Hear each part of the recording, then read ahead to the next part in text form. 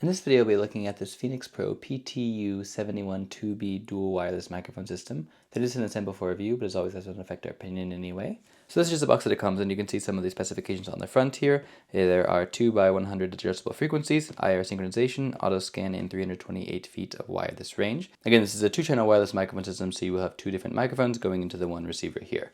But we'll just go ahead and open up the box here. We'll do a quick unboxing before looking at the actual product itself.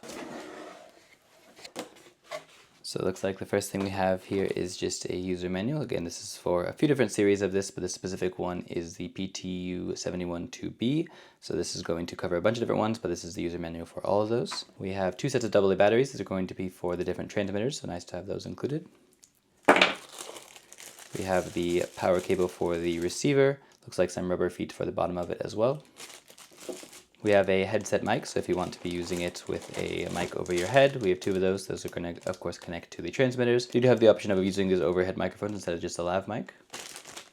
Looks like here we have one of our lav mics. There should be another one here. So again, you can either connect one of these to the transmitter or use the over-the-head ones, just kind of depending on your use case. Looks like we have a audio cable here, so it's going to be a 1/4 inch to 3.5 millimeter adapter. If you want to do 1/4 inch to 1/4 inch, you can do that as well. I'm assuming this is going to be for our output from the receiver, but I'm not quite sure yet, but we'll go ahead and get into that later. But again, nice to have that included, as well as an adapter if you're going to be outputting to a 3.5 millimeter device. Here is one of our transmitters. It's going to have a belt clip on the back, and of course you connect the microphone to the top here.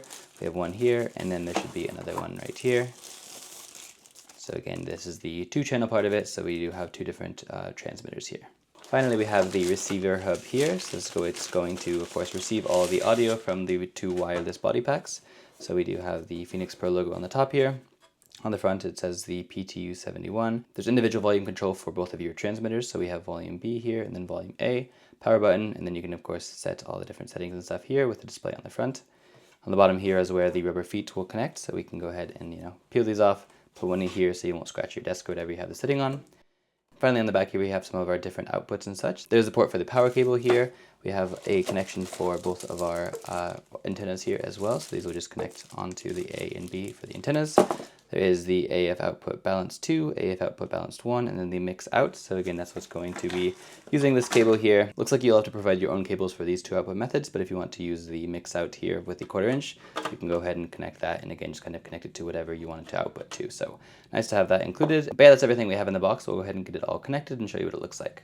Alright, so getting this all set up was pretty simple. All we had to do was connect the power cable to the PTU71 unit, then put batteries in both of the body packs. One body pack is in my hand, of course, and it is currently muted. The other one I'm actually wearing right now, so all the audio you're currently hearing is coming from that second body pack. So that just gives you an idea of the sound quality. The lavalier microphone is just clipped to my shirt about 3 inches below my mouth, just to give you an idea of placement and all that. Then we have it currently outputting via that 1/4 inch cable into my Sony a7 III using a 3.5 millimeter adapter that is also included. This is going to combine both audio channels into one source, so that's one potential negative of using the 1/4 inch jack. If you wanted to use the XLR cables, however, you are able to split them up into separate sources. So that will require providing your own cables and equipment, but that's what will be necessary if you want to actually separate the channels. Anyway, this is just to give you an idea of the audio quality. We can also go ahead and show you some of the information we have on the display here once it's on. So of course there's the power button, and there's also the gain adjustment. So right now we have this 8.6 channel. This is currently this body pack that I'm holding here. We can turn the volume down or up of that one.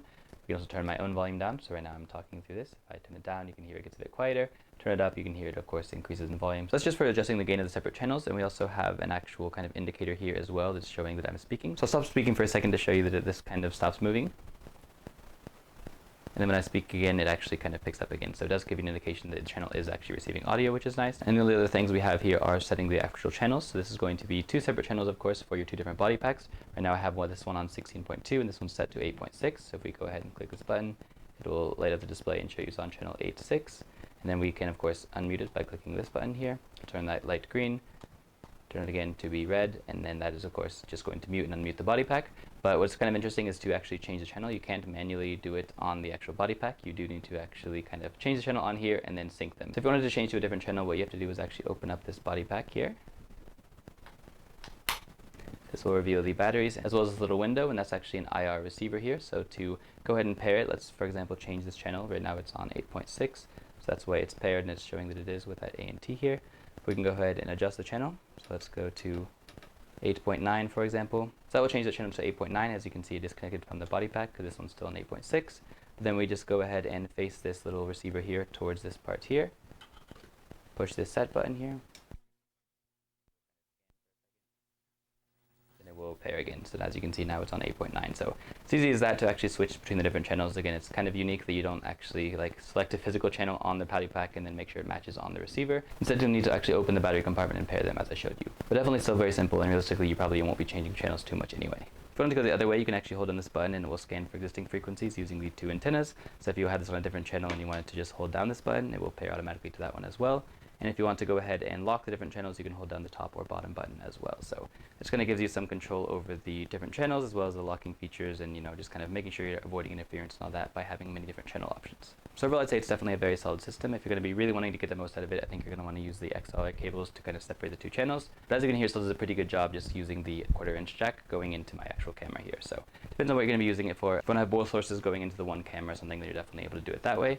But again, to separate them, you will want to use the XLR cables. So just something to keep in mind, but overall for my current setup, I think it works really well. It's definitely very easy to set up. It's very easy to switch the channels and repair them as I showed you. And in my case, it took just a couple minutes to get everything set up. And I have two different wireless audio sources going directly into my camera. So definitely really nice setup. It's going to be really useful again for interviews, for podcasts, or really anything where you need to capture audio from two different sources simultaneously.